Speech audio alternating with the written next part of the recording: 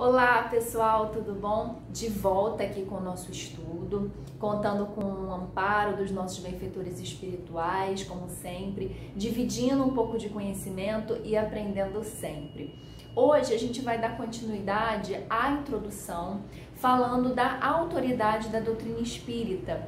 Então, esse item a gente vai dividir em alguns vídeos, porque ele é um pouco maior. Se você já quiser anotar aí no seu evangelho, marcar, a gente vai ler os 4 primeiros parágrafos hoje. A gente vai lendo e vai comentando como a gente sempre faz. Hoje, então, como nós vamos falar da autoridade da doutrina espírita, o que isso quer dizer? Kardec vem explicando pra gente aqui do que se trata essa autoridade, ou seja, com que autoridade a espiritualidade vem falando pra gente certas coisas, vem mandando certas mensagens e por que nós devemos acreditar ou não. Então, como ele vem falando aqui nesse primeiro momento, ele vai nos dizer que foi feito todo um estudo baseado na ciência da época. Kardec era um professor, era um pesquisador, então a partir de todas aquelas metodologias que ele tinha, ele foi investigando e ele foi atestando a autoridade da doutrina espírita. Como hoje mesmo, a gente está nesse momento agora que eu estou gravando esse vídeo, a gente está vivendo um momento de pandemia e a gente ouve muito nas mídias, nas redes sociais, especialistas se pronunciando a respeito da pandemia, infectologistas, médicos. O que eles são muitas vezes? Autoridades no assunto. Então são pessoas que estudaram, que investigaram, que participaram de muitos processos metodológicos e a partir disso eles conseguiram descobrir certas coisas e por isso são consultados muitas vezes como autoridades no assunto. Nós vamos ver que isso vale até para os encarnados e desencarnados, né?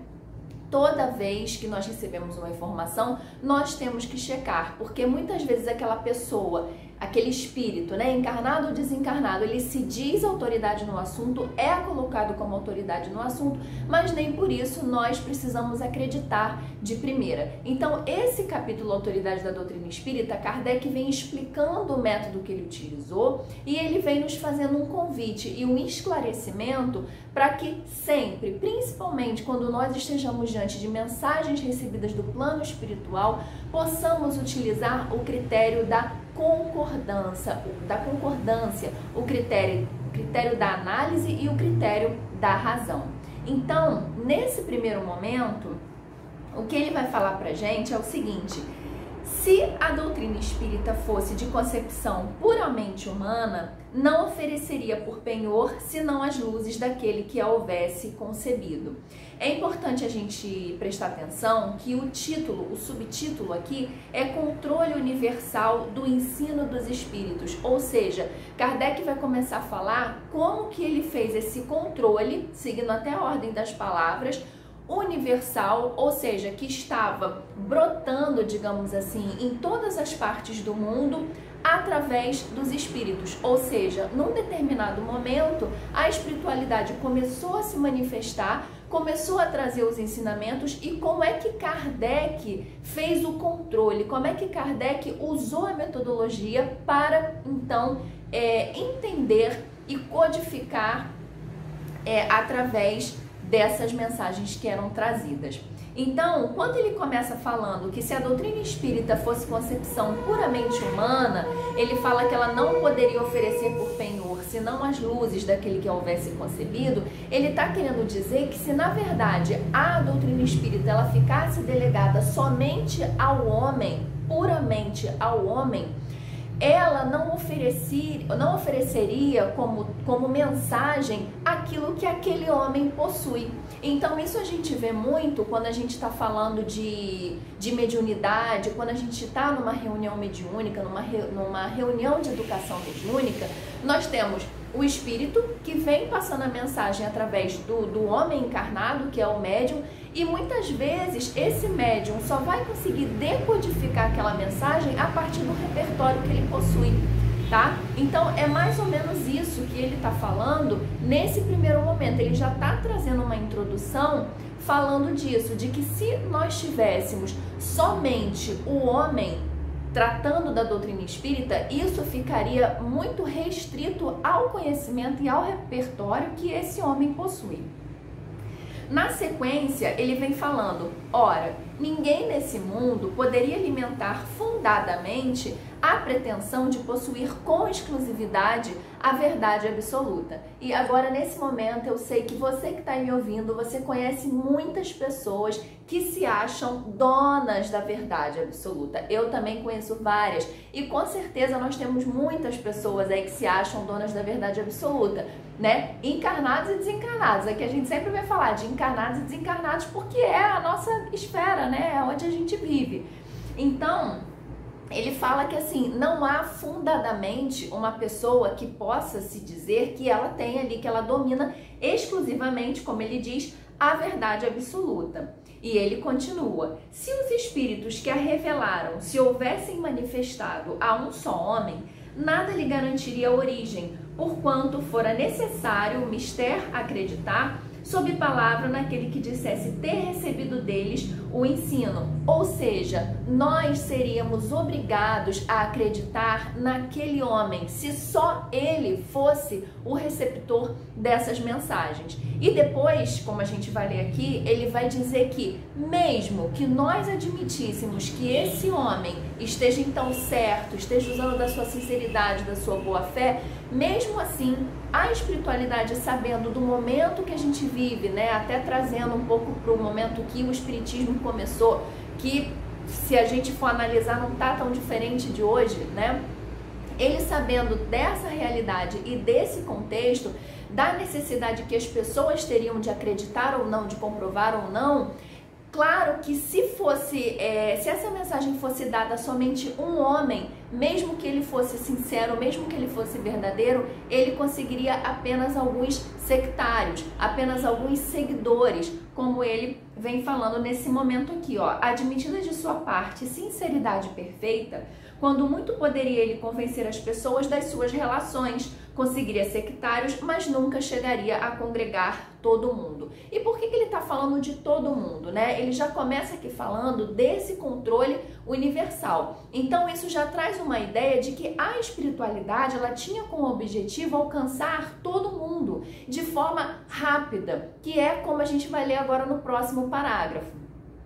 Quis Deus que a nova revelação chegasse aos homens por mais rápido caminho e mais autêntico.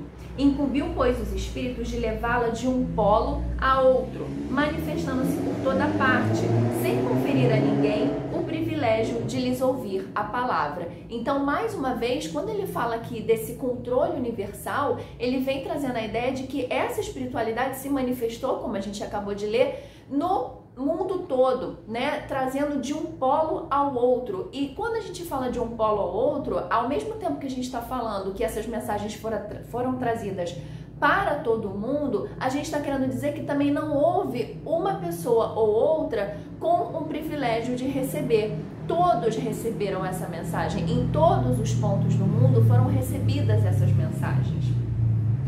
Um homem pode ser ludibriado, pode enganar-se a si mesmo. Já não será assim quando milhões de criaturas vêm e ouvem a mesma coisa. Então, nesse trecho, a gente já vai percebendo aonde Kardec está querendo chegar, aonde ele está querendo chegar com esse discurso de falando que, na verdade, você tem a mensagem que chega de um ponto a outro, chega em todo o universo, chega por várias vozes. Ele está construindo um discurso de que é mais fácil, é mais razoável nós acreditarmos em uma mensagem quando ela chega de várias fontes diferentes que não estão ligadas em pontos diferentes do mundo, considerando inclusive uma época que não tinha internet, porque hoje esse discurso até poderia não ser tão razoável, mas nessa época não tinha. Então ele vem falando aqui que na verdade essa questão de as mensagens serem trazidas de um ponto ao outro em todo o universo, elas vêm garantindo uma razoabilidade, vêm dando uma credencial para essas mensagens que estavam sendo trazidas. Então ele continua aqui. Constitui isso uma garantia para um e para todos. Ademais, pode fazer-se que desapareça um homem, mas não se pode fazer que desapareçam as coletividades. Podem queimar-se os livros, mas não se podem queimar os espíritos. Esse trechinho, ele tá fazendo até referência para quem já viu o filme do Kardec. Se não viu, tá no Netflix, eu acho que ainda tá, né? No filme do Kardec, mostra esse trecho onde os livros espíritas são queimados, né? Foi num movimento conhecido como o Auto de Fé, em Barcelona. Então, no filme mostra bem essa parte e é com relação a isso que ele vem falando isso. Podem se queimar-se os livros, mas a mensagem, ela não ficará queimada, ela não ficará esquecida. Ora, queimem-se todos os livros e a fonte da doutrina não deixaria de conservar-se inexaurível, pela razão mesma de não estar na terra, de surgir em todos os lugares e de poderem todos dessentar-se nela. Faltem os homens para difundi-la, haverá sempre os espíritos, cuja atuação a todos atinge e aos quais ninguém pode atingir. Esse parágrafo todo, ele vem construindo essa ideia da razoabilidade através de ser trazido pelos espíritos, né? Porque por mais que nós possamos acabar com os homens, por mais que os homens encarnados possam desaparecer da Terra e todos os livros e toda a literatura publicada, como a mensagem ela vem de um plano espiritual, o processo pode se recomeçar a qualquer momento, ou continuar, começar ou continuar.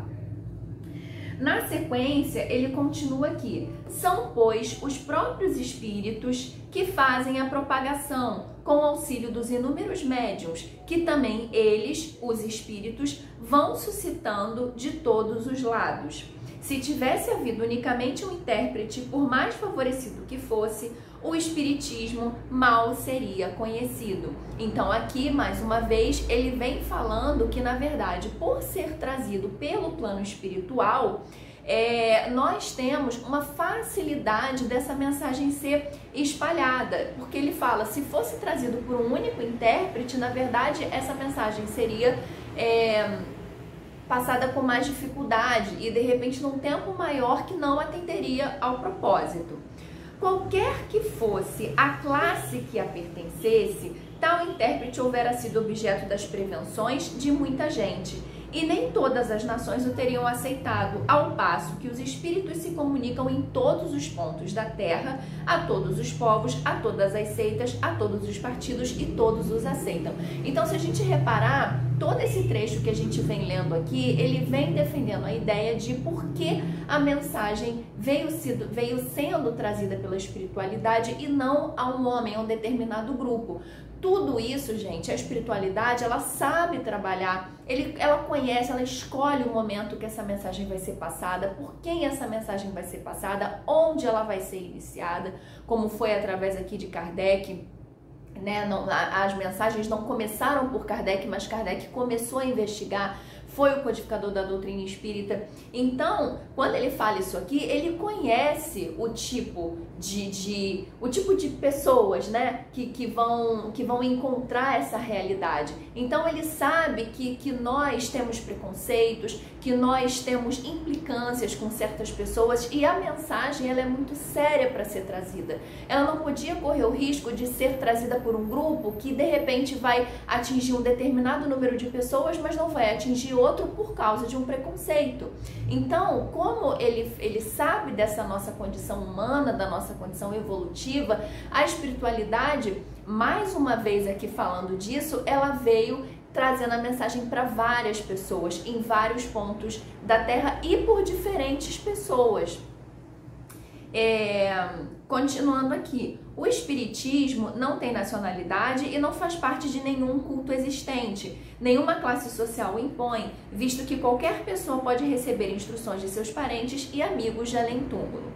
Cumpre seja assim para que ele possa conduzir os homens à fraternidade. Se não se mantivesse em terreno neutro, alimentaria as dissensões em vez de apaziguá-las. A gente sabe que desde muito tempo atrás, na história do cristianismo, a gente sabe que a igreja, muitas vezes, ela tentou afastar, ela tentou torturou muitas vezes os seus dissidentes. Então é natural, conhecendo a nossa condição evolutiva desse momento de planeta Terra, é natural que quando haja alguma coisa muito restrita e que não seja neutra, digamos assim, muito direcionada, acabe atraindo muitas pessoas que vão contra isso e vai provocar, na verdade, uma briga, muito mais do que estimular o entendimento e a fraternidade. Por isso o Espiritismo ele vem com essa proposta de estar num campo neutro, ele vem com essa proposta de promover a fraternidade e por isso ele não escolhe classe social, por isso ele não escolhe um grupo restrito para se manifestar. Nessa universalidade do ensino dos espíritos reside a força do espiritismo e também a causa de sua tão rápida propagação. Nesse trechinho, então, agora Kardec fala realmente da universalidade e ele chama a atenção que é essa universalidade, é nessa universalidade que resiste a força do espiritismo. Ele vem dizendo então que é justamente pelo fato de nós termos vários espíritos se manifestando em várias partes do mundo por várias formas diferentes e por vários tipos de pessoas diferentes, é justamente nessa universalidade que reside a força do espiritismo e, claro, reside a autoridade do espiritismo, como a gente vai continuar vendo aqui nesse capítulo.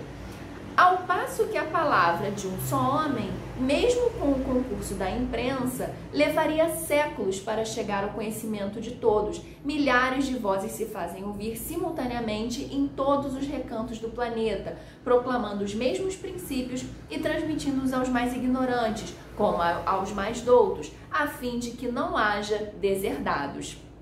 Então, ele está falando aqui que mesmo com a imprensa levaria séculos para chegar ao conhecimento de todos, considerando a imprensa daquela época, tá? Então, ele fala que milhares de vozes se fazem ouvir simultaneamente. Nós temos muitos relatos, as revistas espíritas, depois quem tiver curiosidade, as revistas espíritas, elas vão falar mais desse processo de Kardec, desde quando Kardec começou, né? A gente pode encontrar no site da FEB, depois eu deixo aqui também na descrição do vídeo.